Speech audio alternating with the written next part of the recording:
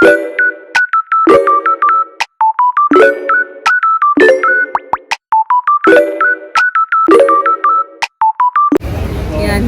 Eto medyo. Sana hindi ang mainit.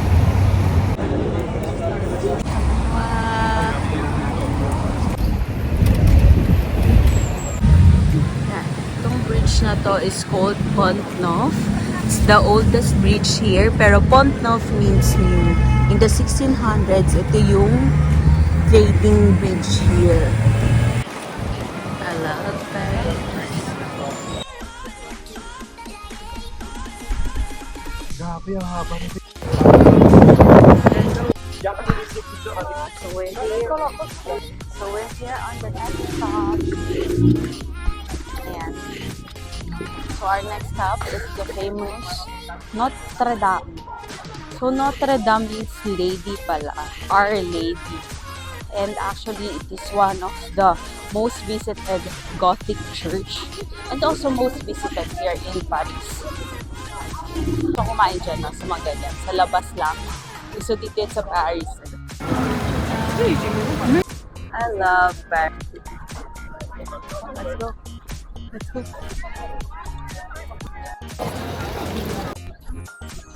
Notre Dame. This, the Notre Dame Church, also means Our Lady, one of the most visited church here, or visited Gothic style church. Pag Gothic style siya, no, kahit talagang sa Portugal and Spain, napapansin ko, ganyan yung entrance ng door. Ayan, daming visitor. Fairness, madaming turista. And medyo ginagawa pa ata yung church. Guys, pwede pumasok ng church.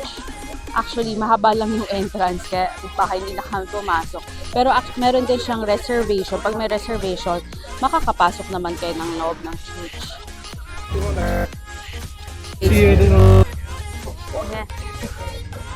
Huwag na yan. So, ang next namin is Champs-Élysées. Dun yung may Arc de Triomphe sa Champs-Élysées. Doon din yung madaming shopping area. So, yun na yung next namin. Yan o. Cute. So, pag pipilikan yung language, the volume,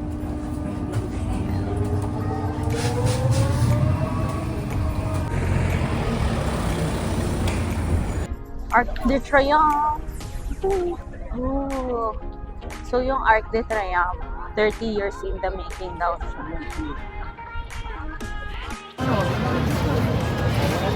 Arc de Triomphe. Natin yung details. Ayun na. Kita nyo.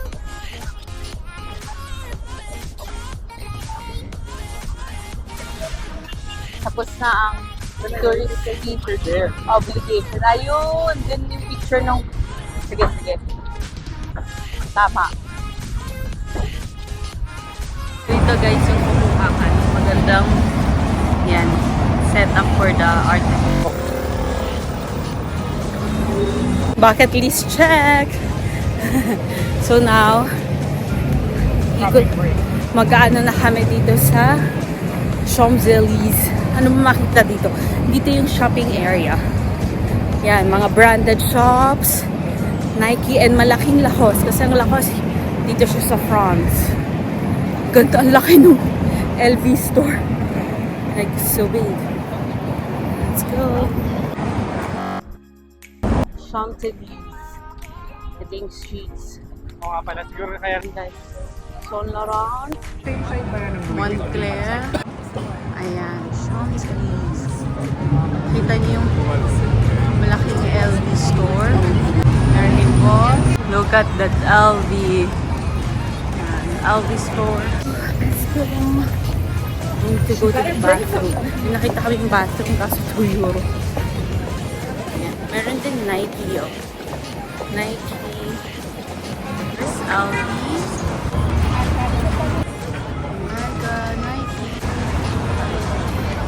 Rolex on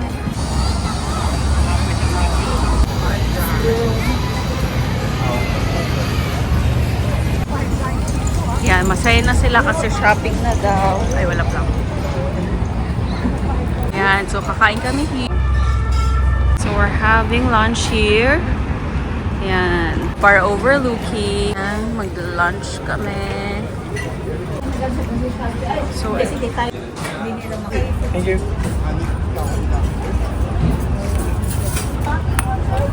Si Bas, okay? Anong steak tayo? Game, okay? Isa namin. And drinks? two steak. 2 steaks medium? Okay. Yes. Do you have tapote? Tapos, Yeah. We have bread, some bread. R&D bread. Nenua, wine.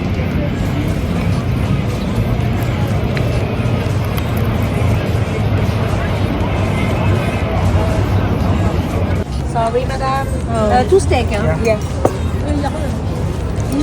Thank you. Thank you very much. Bakit may baby ba? Salamat. Ano salamat? Kawan na soup din. Pa. Yan, mama. Kita lahat. Yan. 1, 2. Washing hand. Thank you very much. Okay.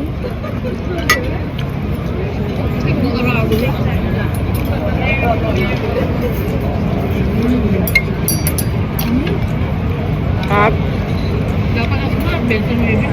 Ano masarap, friend? Dami palang maso. Sarap Sabi yan. niyo, 6 na tilapia. Hindi, yung mura lang yun. Makumain ka pa isa. Hindi. Huwag ka muna mag- Bigyan mo muna ng french fries. Baka tungkad tayo mo. Konti lang ah.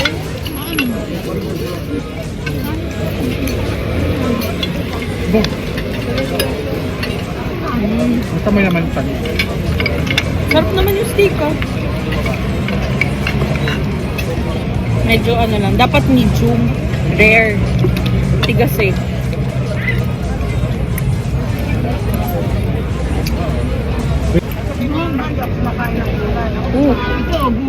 Wow, tumatapon yung soup.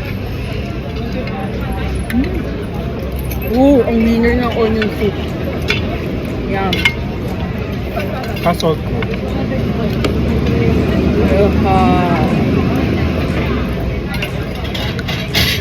Tumatapon. It's overflowing. Ay! Overflow yung soup ko. Dapat may liner. Dapat may liner. Kasi nag-ano siya. Uwi yan. Tungan ka ba?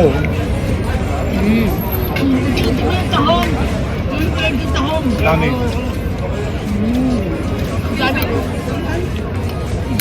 Video. Sarap ba? Sarap? Sarap.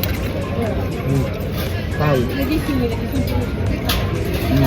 Mahirap masarap ba? Mussels. Sarap. Ang sarap ng mussels. Yung mussels may wine.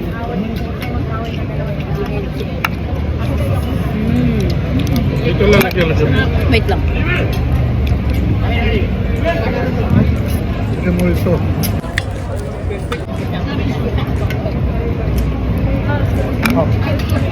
Sarap ng French onion. Bread na may cheese. Taga-check. Food is good. Actually, mabait yung server namin. May service charge lang siya na 8%. Biglacos. Lululemon. Guys, do you know the Pollen brand? Diyan, dito siya sa Paris. So, pupunta kami dun sa shop nila. Pollen. Pero dito yun, sa Paris. Pollen, secured. Mura siya. Mura na. Isang bag 30 plus. Okay, let's see. Mura. New baby. Yeah, okay. So, guys, yan. How much is this? Guys, yung naunang bag, it's only 33,000 pesos. Ayan na siya. Ayan. Oh. Okay. So that's 440 euro o mga 28. Yan. The Madam's shopping. And guys, masaya na si Tita. At si Cash. First purchase. Now we're going to Galeria Lafayette. Dito madaming brands siya.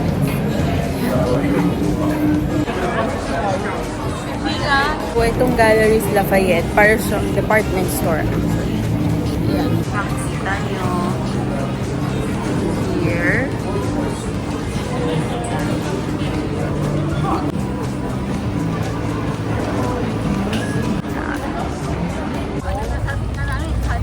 Meron ding Zara. What I'm looking for.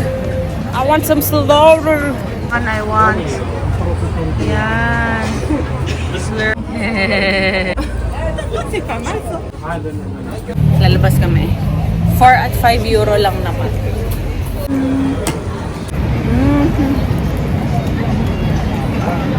Refreshing. Ang talaga Thank you.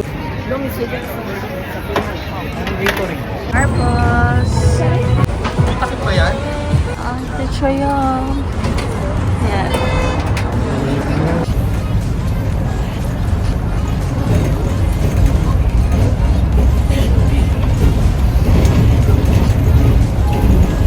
Parang independence nila. Yung art nagsushow ng parang independence. Based sa amin guide. Baka mali. Based on our guide, pero yan.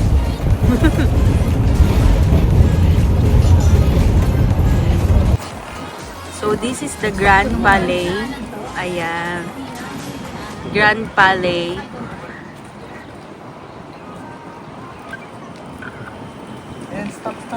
So, uso sa kanila talaga yung mga museum, no?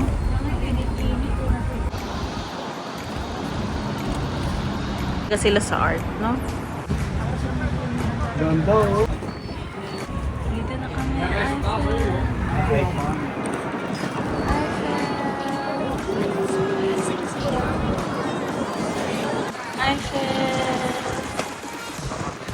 And of course, we're here in famous Eiffel Tower. So, nung unang punta namin dito sa Paris, since naka-tour nga kami, ang bilis, like 30 minutes lang ginalat sa aming time, kaya hindi namin siya na-appreciate talaga.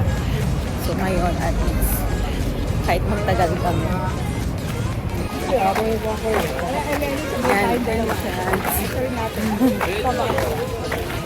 yan. Ayan ang entry, oh. Entrance. Non-ticket holder. Ayan, dito tayo sa right. Dito, non-ticket holders. Ayan. Dito kami sa non-ticket. Na. So mahigpit din siya. Secured ka talaga no? Here's, wow. Pau. Wow. Wow. Nila ko nakalapit. Eiffel. Wow.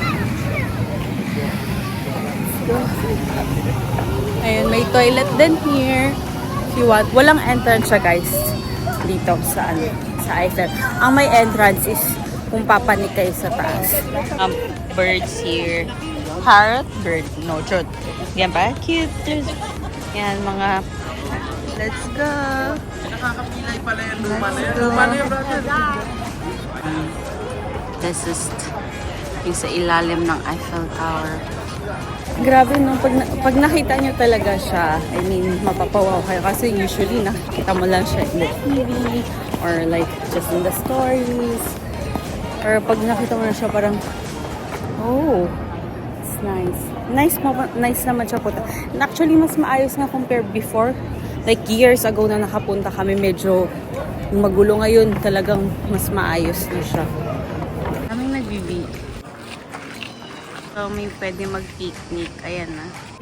Punta kami dun sa medyo mas maganda-gandang site ng Eiffel Tower. Para maganda sa photos and videos. Gandang angle.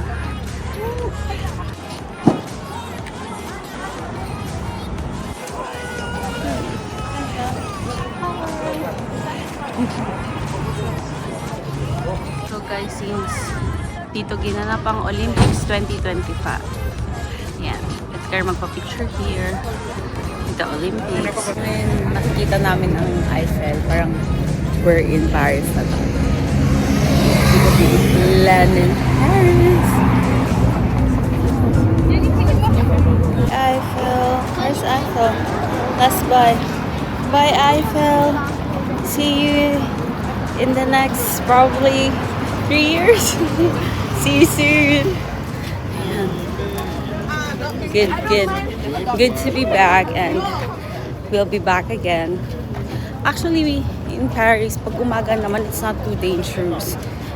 And lalo na kung sa touristy spots, visible naman yung mga police. So, yeah. Pero syempre, also always wait full din. See you soon. I'll soon. I feel cute naman, taking picnic or relaxing near Eiffel Tower. Found the series here, a bust. We're going to Lafayette. So Lafayette is mga medyo branded na mga shopping luxury. So thank you for watching and see you in my next vlog. Like and share, subscribe. Bye!